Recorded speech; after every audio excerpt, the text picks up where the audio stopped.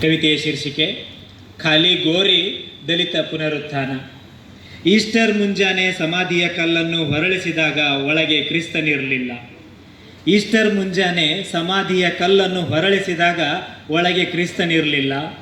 ಅಲ್ಲಿ ಬರೀ ಖಾಲಿ ಸಮಾಧಿ ಇತ್ತು. ಅದರೊಳಗೆ ಕೆಲವು ರೇಷನ್ ಕಾರ್ಡ್ಗಳು, SC ಸರ್ಟಿಫಿಕೇಟ್ಗಳು, ಬೂದಿಯ ರಾಶಿ, ಸುಟ್ಟು ಹೋದ ಅಸ್ಮಿತೆಗಳ ಮೌನವಿತ್ತು. ಮಣ್ಣಿನ ವಾಸನೆಯಲ್ಲಿ ಬಚ್ಚಿಟ್ಟ ಇತಿಹಾಸಗಳು ಇನ್ನೂ ಬಿಸಿಯಾಗಿವೆ. ಮಣ್ಣಿನ ವಾಸನೆಯಲ್ಲಿ ಬಚ್ಚಿಟ್ಟ ಹತ್ತಿಕ್ಕಿದ ಅನ್ನೋ ಅರ್ಥದಲ್ಲಿ ಬರೆದಿದ್ದಾರೆ ಅವರು. ಬಚ್ಚಿಟ್ಟ ಇತಿಹಾಸಗಳು ಇನ್ನೂ ಬಿಸಿಯಾಗಿವೆ. ಯೇಸುವಿನ ಗಾಯಗಳಿಂದ ಈಗ ನೀಲಿ ಬಣ್ಣದ ಬೆಳಕು ಹೊರಹೊಮ್ಮುತ್ತಿದೆ. ಯೇಸುವಿನ ಗಾಯಗಳಿಂದ ಈಗ ನೀಲಿ ಬಣ್ಣದ ಬೆಳಕು ಹೊರಹೊಮ್ಮುತ್ತಿದೆ. ಅದು ಆಕಾಶದ್ದಲ್ಲ, ಸಮುದ್ರದ್ದೂ ಅಲ್ಲ.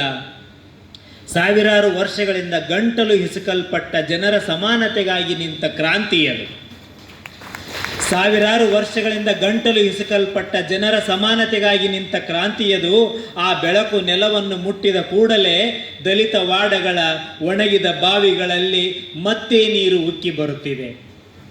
ಆ ಬೆಳಕು ನೆಲವನ್ನು ಮುಟ್ಟಿದ ಕೂಡಲೇ ದಲಿತ ವಾಡಗಳ ಒಣಗಿದ ಬಾವಿಗಳಲ್ಲಿ ಮತ್ತೆ ನೀರು ಉಕ್ಕಿ ಬರುತ್ತಿದೆ. ಆ ನೀರು ಕುಡಿದ ತುಟಿಗಳು ಮೊದಲ ಬಾರಿಗೆ ತಮ್ಮ ಹೆಸರುಗಳನ್ನು ಹೊಸದಾಗಿ ಉಚ್ಚರಿಸುತ್ತಿವೆ. ಆ ನೀರನ್ನು ಕುಡಿದಂಥ ತುಟಿಗಳು ಮೊದಲ ಬಾರಿಗೆ ಹೊಸದಾಗಿ ತಮ್ಮ ಹೆಸರುಗಳನ್ನು ಉಚ್ಚರಿಸುತ್ತಿವೆ. ಊರ ಹೊರಗೆ ತಳ್ಳಲ್ಪಟ್ಟ ಹೆಸರುಗಳಲ್ಲದ ದನಿಗಳು ತಮ್ಮ ಅಸ್ತಿತ್ವದ ಘೋಷಣೆಯಾಗಿ ಹೆಸರುಗಳನ್ನೇ ಬದಲಿಸಿಕೊಂಡಿವೆ. ಊರ ಹದ್ದುಬಸ್ತು ಆ ಸಮೂಹಗಳನ್ನು ಕೂಗಿ ಕರೆದು ಕೇಳಿದ ಪ್ರಶ್ನೆಯನ್ನೇ ಮತ್ತೆ ಕೇಳುತ್ತಿದೆ. ನೀನು ಕ್ರೈಸ್ತನಲ್ಲವೇ? ನಿನಗೆ ಮೀಸಲಾತಿ ಏಕೆ? ನೀನು ಕ್ರೈಸ್ತನಲ್ಲವೇ? ನಿನಗೆ ಮೀಸಲಾತಿ ಏಕೆ? ಕ್ರಿಸ್ತನನ್ನು ಧರಿಸಿದವರು ಆತನ ಕೈಯ ಮೊಳೆಗಳ ರಂಧ್ರದ ಮೂಲಕವೇ ತಮ್ಮ ಜಾತಿಯನ್ನು ತೋರಿಸಿದರು. ತಮ್ಮನ್ನು ಊರ ಕೊನೆಯಲ್ಲಿ ನಿಲ್ಲಿಸಿದ ಅಸ್ತಿತ್ವದ ಗೆರೆಗಳನ್ನು ತೋರಿಸಿದರು. ಇಂದಿಗೂ ಆ ಊರ ಹೊರಗಿನ ಗುಡಿಸಲುಗಳಲ್ಲಿ ಶಿಲುಬೆಯ ಮೇಲೆ ಆತನ ದೇಹವಲ್ಲ, ಒಂದು ಜನಾಂಗವೇ ನೇತಾಡುತ್ತಿದೆ. ಆತನ ವಿಮೋಚನೆ ನೀಡಿದರೂ ಇವರನ್ನು ಇನ್ನೂ ಗಡಿರೇಖೆಯಲ್ಲಿ ಇಟ್ಟಿರುವ ವರ್ಗೀಕರಣವು ನೇತಾಡುತ್ತಿವೆ. ಅಸ್ಪೃಶ್ಯತೆಯ ಕುರುಹುಗಳು ಕ್ರಿಸ್ತನನ್ನು ಸುತ್ತಿಕೊಂಡಿವೆ, ಮೆತ್ತಿಕೊಂಡಿವೆ. ಅವರೆಲ್ಲರೂ ಒಂದು ನಂಬಿಕೆಯಿಂದ ಪುನರುತ್ಥಾನದ ಗೀತೆಗಳನ್ನು ಹಾಡುತ್ತಿದ್ದರೆ, ಪ್ರಾರ್ಥನಾ ಮಂದಿರದಲ್ಲಿ ಬೈಬಲಿನ ಅಕ್ಷರಗಳು ಒಂದೊಂದಾಗಿ ಬೇರ್ಪಟ್ಟು ಸಂಕೋಲೆಗಳನ್ನು ಹರಿದು ಹಾರುವ ಹಕ್ಕಿಗಳಂತೆ ಹಾರುತ್ತಿವೆ. ಒಂದೊಂದಾಗಿ ಬೇರ್ಪಟ್ಟು ಸಂಕೋಲೆಗಳನ್ನು ಹರಿದು ಹಾರುವ ಹಕ್ಕಿಗಳಂತೆ ಹಾರುತ್ತಿವೆ. ಪ್ರತಿ ವಾಕ್ಯವೂ ನ್ಯಾಯಾಲಯದಲ್ಲಿ ಸಾಕ್ಷಿಯಾಗಿ ನಿಲ್ಲುತ್ತಿದೆ. ಪ್ರತಿ ಪದವು ತಿರಸ್ಕರಿಸಲ್ಪಟ್ಟ ಇತಿಹಾಸವನ್ನು ಮರುಬರೆಯುತ್ತಿದೆ. ಕೀರ್ತನೆ ಪ್ರಾರ್ಥನೆಗಳನ್ನು ಹಾಡುವವರ ಮೇಲೆ ಕೇಸುಗಳು, ಈಗ ಅವು ಬೇಡಿಕೆಗಳು.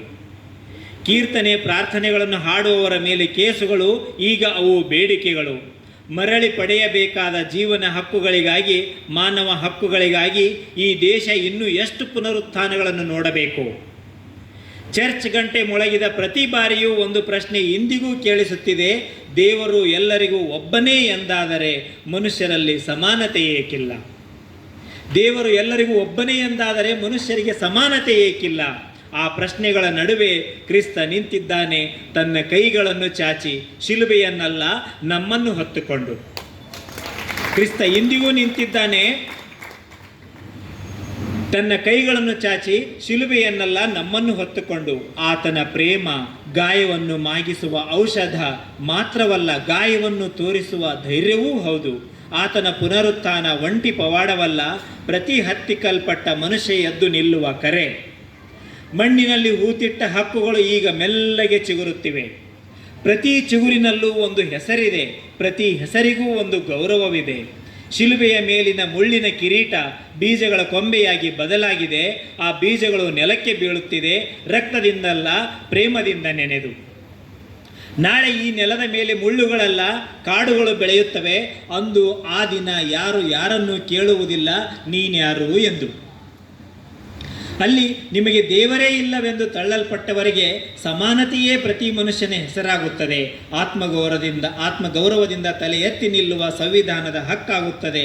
ಅದೇ ಪುನರುತ್ಥಾನ, ಅದೇ ಮರಣವನ್ನು ಗೆಲ್ಲುವುದು. ಮರ್ಸಿ ಮಾರ್ಗರೆಟ್ 5/4/2026 ಬರೆದಿರುವ